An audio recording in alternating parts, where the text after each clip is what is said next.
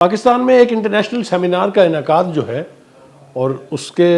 اندر ہونے والی گفتگو جو ہے اس نے پاکستان کا جو موقف ہے خاص طور سے سندھ طاس منصوبے کے حوالے سے اس کو بہت قوت ملی ہے۔ انٹرنیشنل ماہرین جو ہے انہوں نے جس رائے کا اظہار کیا ہے سب نے ہی پاکستان کے موقف کو نہ صرف درست قرار دیا بلکہ اپنی طرف سے جو تجاویز دی ہیں اس سے بھی پاکستان کو بہت تقویت ملنی چاہیے۔ روسی ماہر ڈاکٹر رکسولانا زیگون جو ہے انہوں نے یہ کہا ہے کہ بھارت کا پاکستان کو پانی سے محروم کرنے کا بیان عالمی قوانین کی خلاف ورزی ہے۔ وہ یہ کہتے ہیں کہ بھارت پانی کو بطور ہتھیار استعمال کرنے کی کوشش کر رہا ہے۔ دیکھیے یہ باتیں جو ہیں یہ اب انٹرنیشنل جو آبزرورز ہیں، انٹرنیشنل جو ماہرین ہیں ان کی طرف سے آ رہی ہیں۔ اسی طریقے سے centre for China and globalization Beijing کے نائب صدر ڈاکٹر وکٹر گاؤ وہ یہ کہتے ہیں کہ ایک سال قبل بھارت نے پاکستان کی جانب بہنے والے دریاؤں کا پانی روکنے کی دھمکیاں دینا شروع کی۔ یہ اس وقت ہوا جب پہلگام کا فالس فلیگ آپریشن ہوا تھا، تب بھارت نے دھمکی دی تھی کہ پانی کا ایک قطرہ ایک بوند بھی جو ہے وہ پاکستان کو جانے نہیں دی جائے گی۔ یہ نہ صرف سندھ طاس معاہدہ جو ہے اس کی صریح خلاف ورزی ہے بلکہ اس کے حوالے سے پاکستان اپنا موقف پہلے ہی بیان کر چکا ہے کہ اگر پانی کو روکنے کی کوئی کوشش کی گئی، مثال کے طور پر کوئی ڈیم بنایا گیا، کوئی ریزروائر بنایا گیا، یا جیسا کہ آج کل ہندوستان میں کہا جا رہا ہے کہ ایک سرنگ جو ہے وہ تعمیر کی جا رہی ہے جس کے ذریعے چناب کا پانی جو ہے وہ ریور بیاس میں ڈالا جائے گا تاکہ پاکستان کی طرف اس پانی کا رخ نہ ہو سکے۔ یہ سب کچھ کہنے کی حد تک تو بالکل ٹھیک ہے، لیکن ہماری طرف سے قیادت نے ہر لیول کے اوپر، چاہے وہ پرائم منسٹر ہیں، چاہے وہ پریزیڈنٹ آصف زرداری تھے یا پاکستان کے فیلڈ مارشل اور آرمی چیف جو ہیں جنرل عاصم منیر، انہوں نے دو ٹوک الفاظ میں کہا کہ کوئی بھی ایسی حرکت جو ہے that will be treated as an act of war، کہ ہم اسے اعلان جنگ تصور کریں گے اور ایسی ہر چیز کو تباہ کر دیں گے جس سے ہمارے پانی کو روکنے کی کوشش کی جائے گی۔ ہندوستان کا یہ رویہ جو ہے یہ اپنی جگہ کتنا گھٹیا ہے اس کے بارے میں تو میرے خیال سے اب کسی دوسری رائے کی ضرورت نہیں ہے۔ تھوڑا سا ذرا وضاحت جو ہے وہ ہم کر دیتے ہیں کہ سندھ طاس منصوبے کے تحت 3 دریا جو ہیں وہ ہندوستان کے حصے میں آئے تھے جس میں راوی، ستلج اور بیاس تھے، اور 3 دریا پاکستان کو ملے تھے جس میں چناب، جہلم اور سندھ تھے۔ یہ اتنا ہی کیٹیگوریکلی معاہدہ ہے اور اس کے اوپر سے بہنے والا پانی جو ہے اسے روکنے کی قطعاً اجازت نہیں ہے۔ ہیونگ سیڈ دیٹ، اس معاہدے کی خلاف ورزی ہندوستان نے جب سے معاہدہ طے ہوا ہے اس کو کبھی دل سے تسلیم نہیں کیا تھا اور الٹیمیٹلی ایک بے وجہ بہانہ بنا کے اس کو معطل کرنے کا اعلان کر دیا جو ہندوستان نہیں کر سکتا۔ اگر اس ٹریٹی کے جو پروویژنز ہیں اس کو دیکھا جائے، جو اس کی شقیں ہیں، اس میں کوئی ایک فریق کوئی یونیلیٹرل ڈیسیشن نہیں لے سکتا، اور اگر ایسا کچھ کرنا ضروری ہو جائے تو پھر جو ثالث ہے جو اس معاملے میں ورلڈ بینک ہے اس کے پاس جایا جائے گا۔ جتنی دفعہ بھی ہندوستان نے اس کی وائلیشن کی ہے پاکستان نے ورلڈ بینک سے رابطہ کیا، اپنا کیس لے کے گئے وہاں، اور ہم نے ہر بار اپنا موقف تسلیم کروایا ہے۔ اسی طرح جو دوسرے فورمز ہیں وہاں بھی ہم نے کھل کے اس کی بات کی ہے، اور اب ہم نے یہ الٹیمیٹلی فیصلہ کیا ہے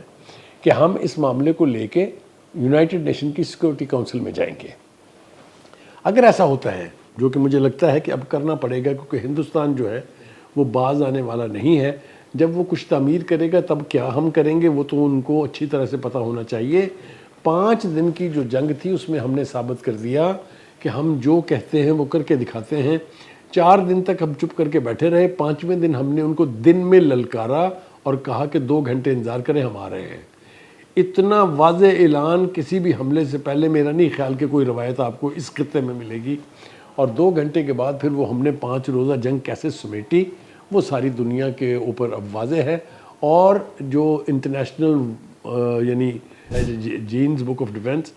اس میں ایک چیپٹر کے طور پہ وہ شامل بھی ہوگا، اور جتنے انٹرنیشنل انسٹیٹیوشنز ہیں آرمی کے جن میں ٹریننگ دی جاتی ہے، جس میں پڑھایا جاتا ہے، اس کے سلیبس کا وہ حصہ بنے گا۔ ایسا سبق ہم نے ہندوستان کو سکھایا تھا۔ تو اسی طریقے سے اس حوالے سے چونکہ اس سے ہماری زندگیاں جڑی ہوئی ہیں، اس سے ہم نے کسی صورت یہ اجازت ہندوستان کو نہیں دینی ہے کہ وہ اس کا پانی روک سکے۔ پہلے ہی آبی دہشت گردی جو ہے وہ ہندوستان کر رہا ہے